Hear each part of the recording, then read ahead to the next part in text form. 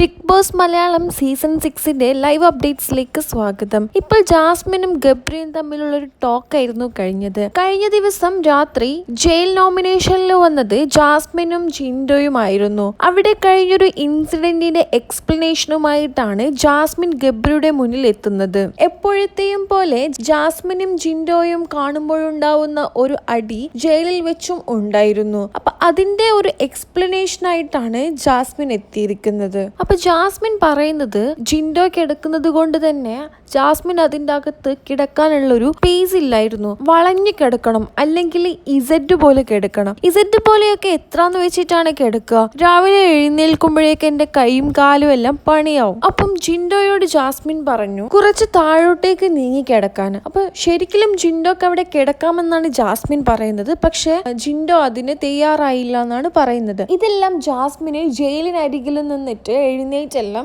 ഗബ്രിക്ക് explain ചെയ്ത് കൊടുക്കുകയായിരുന്നു. പിന്നെ Jasmine പറയുന്നത് ആദ്യമെല്ലാം നല്ല രീതിയിലായിരുന്നു, അതായത് ജാസ്മിൻ നീ എവിടെ വേണമെങ്കിലും കിടന്നോ, ആ ഒരു രീതിയിലായിരുന്നു ജിൻഡോയുടെ ഒരു സമീപനം എല്ലാം. പക്ഷെ പിന്നീട് ജാസ്മിന് ഒരു സിഗരറ്റ് വലിക്കുന്നതിന്റെ ഒരു ഇൻസിഡന്റ് അവിടെ എടുത്ത് ഇട്ടതിന് ശേഷം ജിൻഡോ പറഞ്ഞത് ജാസ്മിനെ ഉറങ്ങാൻ സമ്മതിക്കില്ല എന്നാണ് ജാസ്മിൻ ഗബ്രിയോട് പറഞ്ഞത്. അപ്പൊ അതിനു വേണ്ടിയാണ് ജിൻഡോ മാറിക്കിടക്കാനതും ആ ഒരു ദേഷ്യത്തിന്റെ പുറത്താണെന്നാണ് പറയുന്നത്. പിന്നീട് ഇവര് കുറെ വാക്കുകൾ അങ്ങോട്ടും ഇങ്ങോട്ടെല്ലാം പറഞ്ഞ് ലാസ്റ്റ് ജിൻഡോനെ ഒരു അടി അടിക്കുന്നുണ്ട് ജാസ്മിൻ. ആ ഒരു ഫ്രസ്ട്രേഷന്റെ പുറത്താണ് ജാസ്മിൻ അടിക്കുന്നത്. അതിപ്പോ ശരിക്കും പറയുകയാണെങ്കിൽ അത് നേരെ തിരിച്ചായിരുന്നെങ്കിൽ അവിടെ ഇപ്പം വേറെ ചില സംഭവങ്ങളെല്ലാം നടന്നിട്ടുണ്ടായിരുന്നു. ഇതിപ്പോ ജാസ്മിൻ ജിൻഡോയെ ആയതുകൊണ്ട് അവിടെ വലിയ പ്രശ്നങ്ങളൊന്നും നടന്നിട്ടില്ല. ജസ്റ്റ് ഒരു തട്ട് എന്നുള്ള രീതിയിലാണ് ജാസ്മിൻ ഗബ്രിയോട് പറയുന്നത്. പക്ഷെ ഹൗസിലുള്ള മറ്റു മത്സരാർത്ഥികൾ പറയുന്നുണ്ടായിരുന്നു ജാസ്മിൻ ചെയ്തത് തെറ്റാണ്, അങ്ങനെ അടിക്കാൻ പാടില്ലായിരുന്നു എന്ന്. ജാസ്മിൻ മാറിക്കിടക്കാൻ പറയുന്ന സമയത്ത് ജിൻഡോ പറയുന്നുണ്ട്